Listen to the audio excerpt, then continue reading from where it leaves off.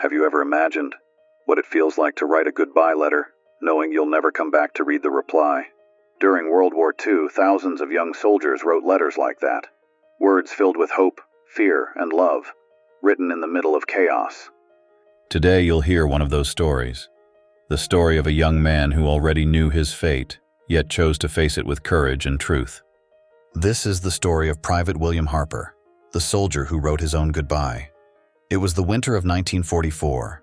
The air was freezing, the ground was covered with snow, and the battlefield was silent except for distant gunfire. In a muddy trench somewhere in France, a 23-year-old American soldier sat quietly, holding a small notebook. His name was William Harper. He had not slept in 2 days. Around him, the smell of smoke and blood filled the air. He looked at the dark sky and whispered to himself, "I think this might be my last sunrise." Still, he opened his notebook and began to write. He wasn't writing orders. He wasn't writing a report. He was writing a letter to his mother. His hands were shaking, but his words were steady. He wrote, "Dear Mom, if you are reading this letter, then I didn't make it back home. Please don't cry for me. I did what I thought was right. I wanted to protect the people I love, and that includes you."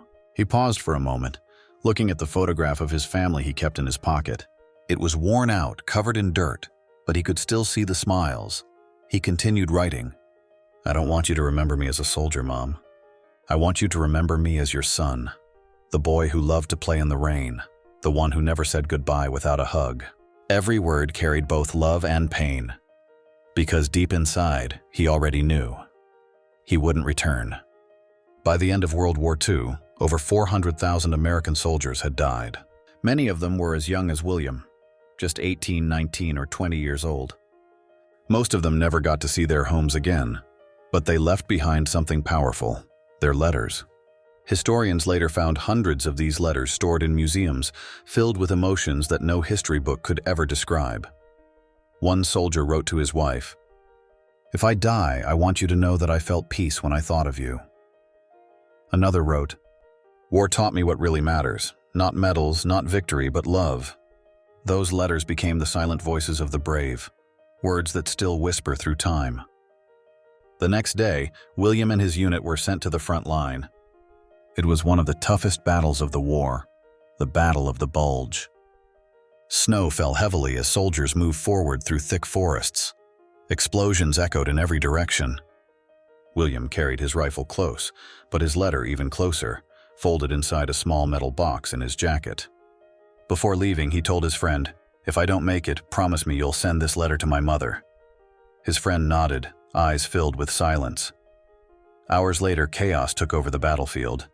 A shell exploded near their position. William was hit by shrapnel, but even as he fell, he whispered a few words. "Tell Mom, I wasn't afraid." When the battle ended, William was gone. But his letter was still there, covered in mud and blood, but safe. Weeks later, his friend returned home. He kept his promise. He handed the letter to William's mother, a woman who had waited every day by the window for her son's return. She held the letter in her hands for hours before opening it. When she finally read it, tears rolled down her face, not of sorrow, but of pride. She said softly, "My boy didn't die in fear. He died with love in his heart." That letter was later kept in a small box on her bedside table, a reminder of courage, sacrifice, and a mother's endless love. Today, William Harper's letter is preserved in a war museum in Washington, D.C. People from all around the world come and stand in silence before that piece of paper, because it's not just ink and paper. It's a human soul written down. His story reminds us that behind every war statistic, there is a face, a dream, a heartbeat. And sometimes the bravest thing a soldier can do is to tell the truth about how much he loves the world he's leaving behind.